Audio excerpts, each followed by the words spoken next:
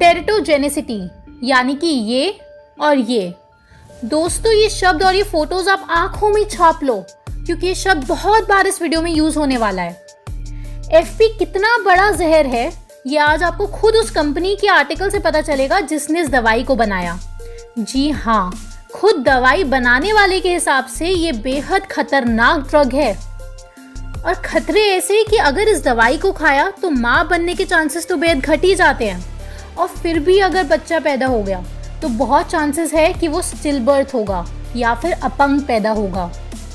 लेकिन ये जानकारी समय के पन्नों में कहीं छुपा दी गई है और न्यूज़पेपर और टेलीविजन में ये जानकारी कभी किसी को नहीं मिल सकती। अगर आपकी जान पहचान में कोई भी कवर से इन्फेक्ट हो जाता है तो आपसे हाथ जोड़कर विनती है कि उसे किसी भी हाल में ये एफपी ना खाने दें और ये जानकारी हर उस इंसान को बताएं जिससे आप प्रेम करते हैं। गुड मॉर्निंग फ्रेंड्स, आप ऊपर ये कोड वर्ड्स देख लीजिए जो हम इस पूरी वीडियो में यूज़ करने वाले हैं। तो चलिए सरल से सरल भाषा में सबसे पहले जानते हैं एफपी की दहशत भरी कहानी। ये 5 पॉइंट्स हैं, आप ध्यान से सुनिए। पहला, एफपी जापान की टोयामा केमिकल नाम की कंपनी ने डेवलप की और जापान में एविगन नाम से इन्फ्लुएंजा के ट्रीटमेंट के लिए 2014 से मार्केट में है और इंडिया में ये फैबीफ्लू के नाम से बिकने लगी है। इंडिया में कवर की ट्रीटमेंट के लिए ये पहली ओरल मेडिसिन है जिसे डीसीजीआई ने अप्रूव किया है। न्यूज़ वाले इसे मिरेकल मेडिसिन भी कह रहे हैं, लेकिन असलियत में ये कितनी मिराकुलस मेडिसिन है ये आपको जल्द पता चल जाएगा। दूसरा पॉइंट, 2011 में इसके क्लिनिकल ट्रायल्स हुए थे for influenza A and B type, लेकिन तब पीएमडीए ने बोला कि ये बेहद ही रिस्की है क्योंकि जिन जानवरों पे इसके ट्रायल्स हुए उनमें टेरेटोजेनिसिटी यानी उनके बच्चों में बर्थ डिफेक्ट्स हो रहे थे। तो पीएमडीए ने कहा कि इस पे और सप्लीमेंट्री ट्रायल्स होने चाहिए और साथ ही एक्सपर्ट रिव्यू भी ज़रूरी है, उसके बाद ही हम उसे जनता के लिए अलाउ कर सकते हैं। पीएमडीए यानी कि आप ऐसे समझिए कि जैसे इंडिया का डीसीजीआई है और अमेरिका का एफडीए, वैसे ही जापान में पीएमडीए होता है। तीसरा पॉइंट, टेरेटोजेनिसिटी यानी बर्थ डिफेक्ट्स, जो कि इस दवाई का सबसे बड़ा साइड इफेक्ट है।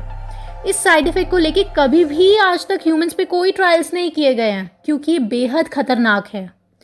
जब ट्रायल्स ही नहीं हुए तो फिर पता कैसे चला इसकी टेरेटोजेनिसिटी के बारे में? इसके लिए ट्रायल्स किए गए 4 एनिमल्स पर, चूहा, रैबिट, गिनी पिग और मंकी। और आप हैरान हो जाओगे, सामने ये आया कि इन सारी स्पीशीज में ही बर्थ डिफेक्ट्स पाए गए और ये बर्थ डिफेक्ट्स पीएमडीए ने बोला कि ह्यूमंस के लिए भी ऑलमोस्ट सेम ही होंगे, जिस कारण से चाह कर भी बर्थ डिफेक्ट्स के ट्रायल्स ह्यूमंस पर कंडक्ट करना फिलहाल तक पॉसिबल ही नहीं है। तो पूरी दुनिया में किसी को आज तक ये नहीं पता कि इस दवाई को खाने के बाद दोबारा माँ बन भी सकते हैं और अगर बन भी गए तो ये नहीं पता कि बच्चा बिना हाथ के पैदा होगा या बिना पैर के। 4th पॉइंट, एक्सपर्ट रिव्यू आने के बाद भी एफपी को लेकर ये ही नतीजा निकला कि पीएमडीए बिल्कुल सही बोल रही है और ये ड्रग बेहद ही खतरनाक है क्योंकि जिस ट्रीटमेंट के लिए ये ड्रग आया था, जो कि इन्फ्लुएंजा ए और बी टाइप है, उसके लिए ऑलरेडी और भी ड्रग्स मार्केट में अवेलेबल है। अब ये लास्ट पॉइंट पूरे होशो हवास में सुनना। टेरेटोजेनिसिटी का ह्यूमन ट्रायल किया नहीं गया क्योंकि पॉसिबल नहीं है, जैसे कि मैंने आपको ऊपर बताया ही है। इसके साथ साथ सारे ट्रायल्स में सामने आया कि इस ड्रग के यूज से यूरिक एसिड बढ़ेगा ही बढ़ेगा और सबसे मजे की बात, पीएमडी और एक्सपर्ट रिव्यू ने माना कि benefits greater than side effects. ये इक्वेशन कहीं दूर दूर तक एग्जिस्ट नहीं करती है, यानी कि एफिकेसी है ही नहीं। लेकिन फिर भी 2014 में ये ड्रग मार्केट में आई, बस इस कारण से क्योंकि ये एक नई टेक्निक से आरएनए वायरस डिजीजेस को ट्रीट करने का क्लेम करती है, जो कि अभी तक प्रूव नहीं हो पाया है। आप इस आर्टिकल में ये साफ साफ लिखा हुआ देख सकते हैं क्योंकि असलियत में ये सब मनी पावर का गेम है। अब इस ड्रग से रिलेटेड 3 ऐसी बातें जानते हैं जिसको जानना आपके लिए बेहद जरूरी है। पहला, 4 मई 2020 जापान की प्राइम मिनिस्टर शिंजो आबे ने खुद खुलेआम ये कहा कि एफपी के साइड इफेक्ट्स थैलिडोमाइड जैसे हो सकते हैं और ये इतनी गंभीर बात है कि ये न्यूज़ सुनने के बाद हमारी टीम ने उसी दिन डिसाइड कर लिया था कि एफपी के ऊपर एक वीडियो ज़रूर बनाएंगे और आप लोगों का फ़र्ज़ बनता है कि आप ये जानकारी अपने हर शुभचिंतक तक पहुंचाएं। दूसरा, थैलिडोमाइड 1957 में जर्मनी में रिलीज हुई थी एंजाइटी, स्ट्रेस और इंसोम्निया के लिए, स्पेशली प्रेग्नेंट वुमेन के लिए, ताकि उन्हें नींद अच्छे से आए। लेकिन जल्द ही सबके सामने ये बात आ गई कि ये दवाई के नाम पर जहर है, क्योंकि इसे जो भी गर्भवती महिलाएं ले रही थी, अधिकतर उनके बच्चे या तो मरे हुए पैदा होते थे या फिर अपंग पैदा होते थे, और ऐसे बच्चों का नाम पड़ गया था थैलिडोमाइड बेबीज। अब जो नंबर हम आपको बताएंगे उसे सुन के आपकी भी आंखों में आंसू आ जाएंगे। करीब 13,000 थैलिडोमाइड बेबीज पैदा हुए 46 कंट्रीज में, जिसमें से 8,000 बच्चे तो 1 साल के अंदर अंदर ही मर गए। और इन साइड इफ़ेक्ट्स को मेडिकल टर्म्स में टेरेटोजेनिसिटी कहा जाता है। इसे साइड इफ़ेक्ट्स नहीं बल्कि लीगल नरसंहार कहते हैं। और ये वही साइड इफ़ेक्ट्स हैं जिनके बारे में डॉक्टर बिस्वरूप अपनी वीडियो में सबको बता रहे हैं। और PMDA जापान ने खुद कहा है कि FP इज टू रिस्की। तीसरा पॉइंट, एट प्रेजेंट ये ड्रग FDA अप्रूव नहीं है। हाँ जी, FDA ने इसे अप्रूव नहीं कर रखा है। और PMDA जिसके अप्रूवल के बाद ही ये ड्रग क्लिनिकल ट्रायल्स के लिए मार्केट में आई थी, उन्होंने एक शर्त रखी थी कि जिस भी इंसान को ये दवाई दी जाएगी उसका कंसेंट लिया जाएगा, और दूसरा, उस इंसान का ध्यान रखना है कि अगले 90 दिन तक वो इंसान अगर महिला है तो प्रेग्नेंट नहीं होनी चाहिए, और अगर पुरुष है तो किसी को प्रेग्नेंट ना करे। लेकिन अब इंडिया में क्या हो रहा है, ये बात आपके होश उड़ा देगी। पेशेंट्स की अनुमति यानी कि कंसेंट नहीं ली जा रही है, उसकी जगह डॉक्टर्स की कंसेंट ली जा रही है जो उस पेशेंट को ये दवाई खिला रहे हैं। समझ गए ना? मतलब हो ये रहा है कि पेशेंट्स को पता ही नहीं कि उन्हें किस नर्क में धकेला जा रहा है। कंक्लूजन में आपको ये कहना चाहूंगी, जो PMDA और एक्सपर्ट रिव्यू तक ने कहा था कि इस दवाई को मार्केट में लाना अनएक्सेप्टेबल है, क्योंकि अगर पेशेंट्स के पास ये दवाई आ गई तो डॉक्टर्स का उन्हें 90 दिन तक मॉनिटर करना इम्पॉसिबल है, और इसके भी पूरे चांसेस हैं कि वो पेशेंट ठीक होने के बाद ये दवाई अपने घर वालों में से किसी को खिला दे, जुकाम बुखार की दवाई समझ के, क्योंकि पेशेंट्स को खुद नहीं पता कि ये मौत का सौदा है। और ये सारे शब्द PMDA के हैं। दोस्तों, दो बहुत इंपॉर्टेंट बातें आपको बतानी है, आप ध्यान से सुनना। अभी तक रेड ने हमारा इतना साथ दिया, अब हमारी बारी है। हम लोगों को नेक्स्ट क्या स्टेप उठाना है आयुर्वेद और एलोपैथी की इस जंग में, सच और झूठ की इस लड़ाई में।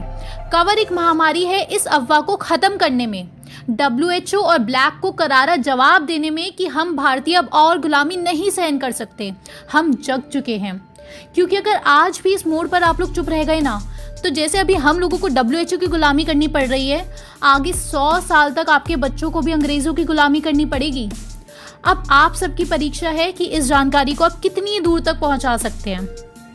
पहली इंपॉर्टेंट बात, हमारी टीम ने एक रेनबो प्रोटोकॉल तैयार किया है जिसमें एक स्टेप बताया गया है जो हम सबको लेना है, और आप लोगों को हमसे प्रॉमिस करना है कि अब सिर्फ बातें नहीं करनी है, अब हमें एक्ट भी करना है, और करनी और कथनी के इस अंतर को समाप्त करना है। ये 4 पन्नों का रेनबो प्रोटोकॉल हमने अपने टेलीग्राम ग्रुप पर डाल दिया है और लिंक डिस्क्रिप्शन में भी दिया हुआ है। दूसरी ज़रूरी बात, इस वीडियो के डिस्क्रिप्शन में आपको एक लिंक मिलेगा, वो लिंक है पिटीशन का। उसको आपको ओपन करके भर देना है, और जितने लोगों से भरवा सकते हो उतने लोगों से पिटीशन भरवाओ, ताकि जब हम सब अगला कदम उठाएं तो हमारे पास सबूत हो कि हाँ, इतने सारे लोग जिन्होंने पिटीशन भरी है वो हमारे साथ खड़े हैं।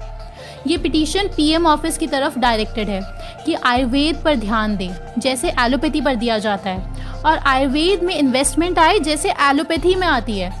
पूरी दुनिया में आयुर्वेद की भी मार्केटिंग हो, और हर जगह हमारे देश में आयुर्वेद और बाकी ट्रेडिशनल मेडिसिन के कॉलेजेस और हॉस्पिटल्स हों। क्योंकि दोस्तों, हॉस्पिटल का मतलब ये वेस्टर्न मेडिकल ड्रग्स की साइंस नहीं होता। हॉस्पिटल का मतलब होता है bureaucratic setup for hospitality and care plus medicine. Ventilator allopathy नहीं होती, ये आयुर्वेद हॉस्पिटल में भी हो सकते हैं। MRI, x-ray, ECG, CT scan, ये भी एलोपैथी नहीं होती, ये फिजिक्स की गिफ्ट है, ना कि वेस्टर्न मेडिकल साइंस के।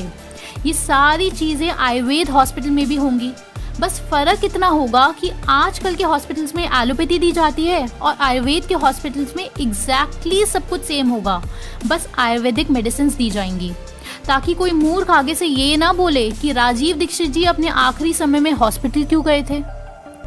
आप सब लोग भी समझो कि हॉस्पिटल और एलोपैथी ये बिल्कुल बिल्कुल बिल्कुल अलग चीज़ है। एक बार फिर से बता देती हूँ, हॉस्पिटल का मतलब होता है bureaucratic setup for hospitality and care plus कोई सा भी मेडिसिन का सिस्टम।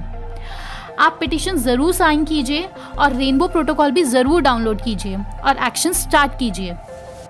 रेड की डिलीटेड वीडियोस के लिए हमने एक नया चैनल बनाया है, द रेबेलियस फ्लावर। आप उसे ज़रूर सब्सक्राइब करें, लिंक डिस्क्रिप्शन में दिया हुआ है। और दोस्तों, अगर आपके कोई भी जान पहचान में या चाहने वाला डिप्रेशन से जूझ रहा है तो आप उसे ये स्क्रीन पर आ रही वीडियो ज़रूर भेजें। और द ओनली वन कम्यून का depression and stress management programme भी ज्वाइन करवा सकते हैं। कॉन्टैक्ट नंबर और ईमेल आईडी आपकी स्क्रीन पर आ रही है। अगली वीडियो में जल्द मिलते हैं। काम पर जुट जाइए। धन्यवाद।